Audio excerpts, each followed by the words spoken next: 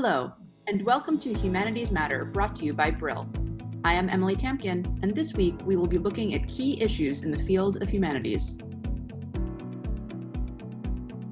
I'm speaking today with Jun Akiba. Dr. Akiba is at the Institute for Advanced Studies on Asia at the University of Tokyo, and we'll be discussing his article, Girls Are Also People of the Holy Qur'an, Girls' Schools and Female Teachers in Pre-Tanzimat Istanbul for the journal Hawwa. Dr. Akiba, thank you so much for being with me today.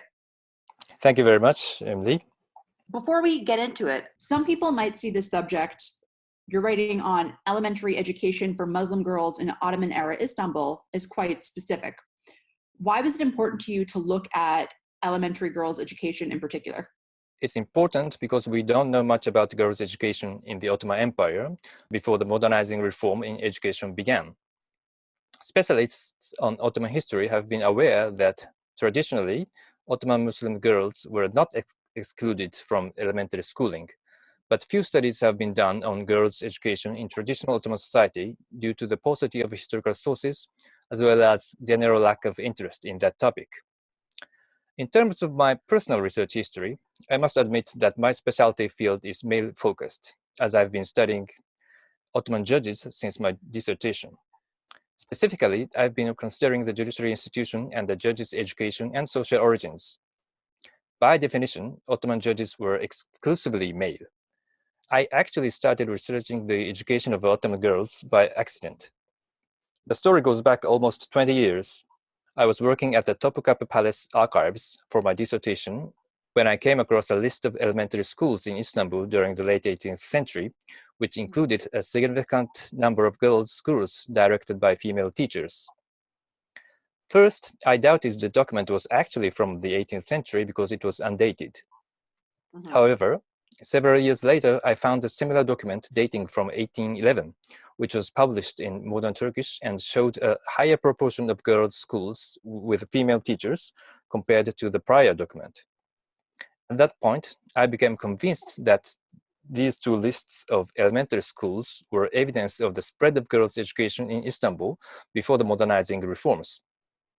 I started paying more careful attention to any reference to girls' education when searching historical documents at the archives and managed to gather several relevant sources, though it took many years before I was able to publish an article on this topic in English. Also, I did not consider non-Muslim populations, namely Christians and Jews, which comprised about a half of the population in Istanbul during the early 19th century. I excluded them from my analysis because their situation was different from that of Muslims. As you know, Islam has often been described as a patriarchal religion that does not allow equal rights for women. It's true that Islamic precepts include strict gender norms and that traditional Muslim societies, including the Ottoman society, have been male-dominated. Ottoman women had no place in the madrasas or the institutions of higher Islamic learning, for example. However, women's status in actual historical settings cannot be generalized, which is why historians of the Ottoman Empire and other Muslim societies have tried to uncover women's active role in various aspects of social, economic, and political life. So my study, which demonstrates the spread of girls' elementary education, would, I hope, facilitate the reconsideration of female education in traditional Muslim society. Absolutely, and I mean, there were elements of your discussion on it in the article that surprised me. So you talk about how in the 1860s, co-education schools were actually more common than single-sex schools. And you write that it turns out co-education is not a modern phenomenon.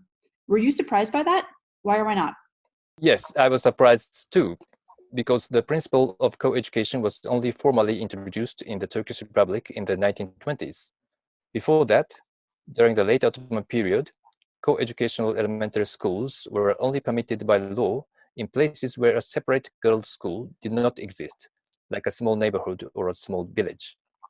So at first glance, co-education seems to be a modern phenomenon and single-sex education appears to be traditional. This is especially true when we consider the famous gender separation principle of Islam. In Saudi Arabia today, for example, single-sex education is being implemented from the elementary level. Thus, it is remarkable that co-educational schools were predominant in the survey record of 1868. Relevant sources suggest that co-educational schools were the norm during the mid-19th century, and this observation probably holds true for the period before that. No less remarkable is the fact that the schools named as girls' schools were also co-educational in the 1868 record, although girls always constituted the majority of students in these schools, and probably only younger boys attended them. Wow. So you write about both girls' education and the spread of female teachers. To what extent was the former dependent on the latter? Well, in my estimate of the number of female pupils attending elementary schools in Istanbul in 1811, really assumed that there were 5 or 6 girls per school. If my assumption is correct, there are more girls in the non-gender specific schools directed by male teachers than in the girls' schools with female teachers. But in my estimate, approximately 20% of the female pupils were attending girls' schools, which suggests that female teachers certainly contributed to the spread of girls' education to a significant extent. Another important point is that I did not include girls older than 10 in my estimate of the number of female pupils, whereas these elder girls were presumably only accepted in the female teachers' schools because mingling of elder girls with elder boys was deemed undesirable. I would say that girls' schools directed by female teachers provided further opportunity for girls to continue their education, and that elder female pupils were then ideal candidates for next generation female teachers. That is so interesting that it's about the continuation of the education. That's where female teachers came into play. Wow. Finally, before I let you go, you say that you wanted to look at the extent to which girls' schooling penetrated Ottoman society. Could you give our listeners a sense of the extent to which it did? Yes. The total number of schools in Greater Istanbul in the early 19th century was around 500. At that time, the Muslim population of 180,000, which means that there was one school for every 360 people. Although it's important to keep in mind that these elementary schools were much smaller in size compared to today's schools. Among the 500 elementary schools, about 20%, or around 100, were girls' schools administered by female teachers. As I said earlier, girls attended both non-gender specific co-educational schools and girls' schools. Thus, there were quite a few educational opportunities available for young girls at that time.